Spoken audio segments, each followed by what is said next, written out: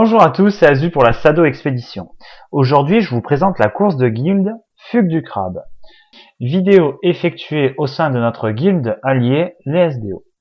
Rendez-vous dans la map Crique du Sud-Soleil pour la lancer. Attention, c'est une course très difficile, voire la plus difficile de toutes. Elle est située dans une map haut level et traverse de nombreux événements pénibles. Durant cette course, en plus des mobs présents normalement sur la map, deux types de mobs seront là pour vous mettre des bâtons dans les roues. Des crabes irritables et des petits carcas. Ces mobs apparaissent agressifs lorsque vous êtes transformé et passifs lorsque vous ne l'êtes pas. Une escorte ne peut donc pas les tuer. C'est à vous de les gérer. Pour cela, vous avez à votre disposition les skills 2 et 3. Le skill 2 vous octroie un boost de vitesse et vous permet de repousser les crabes irritables. Dans la mesure du possible, essayez de les envoyer dans les pièges, cela les déclenchera et vous libérera le passage. Le skill 3 vous permet de bloquer les attaques pendant un court instant. Utilisez-le pour encaisser l'attaque des petits carcas. En effet, dès qu'ils vous verront, ils voudront vous sauter dessus. Comme à notre habitude, le skill 1 permet de révéler les pièges. Mettez-le en auto-attaque. Les pièges ici seront peu nombreux, mais généralement fatals dans les situations délicates. Ils seront en plus repérables par un petit monticule au sol. Lorsque vous ne pouvez pas les contourner, esquivez-les avec le boost de vitesse. Je ne vous ai pas attendu pour attaquer cette course. Dans le premier canyon, en plus des crabes irritables et des petits carcas, faites attention aux chevaucheurs de vent. Ils pourront être tués par une escorte éventuelle.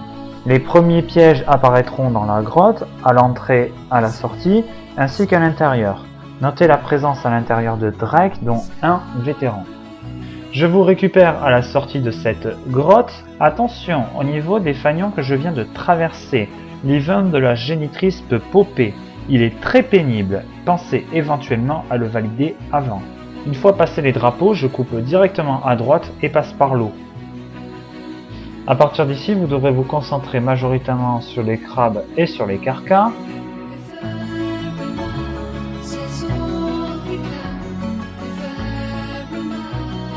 Arrivé aux chevaucheurs de vent, soit ils sont nettoyés et vous pourrez aller tout droit, soit vous pouvez les contourner en passant par la droite.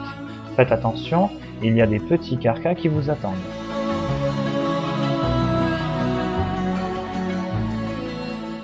Arrivé sur les deux autres fanions, il y a beaucoup de pièges, un crabe irritable vous attend, et notez parfois la présence de chevaucheurs de vent.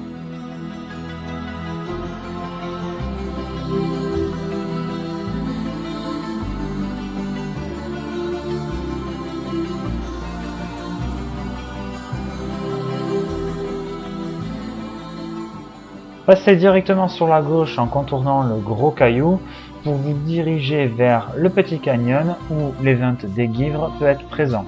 C'est aussi un event pénible qui peut être judicieux de valider.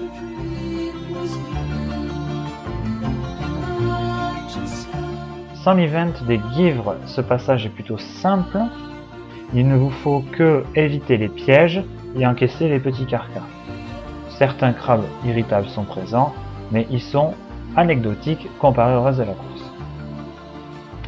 Vous devez vous diriger vers le fond du canyon, vers les deux petits fanions, et vous engager dans le petit tunnel.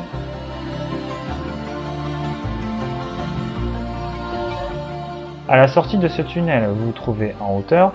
Première chose, faites attention à ne pas tomber dans un trou. Il y a aussi la présence de Drake qui peuvent vous tuer.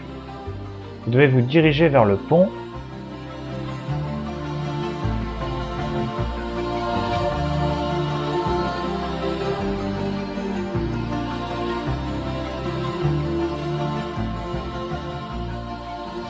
Le pont débouche sur un petit village. Dans ce village, un autre event peut popper. Cependant, vous allez juste le traverser. Dès que vous êtes dans le village, il faut que vous tourniez à gauche et vous arrivez à la fin de la course. N'oubliez pas de prendre votre petit coffre. C'était Azu pour la Sado Expédition. À la prochaine sur la chaîne.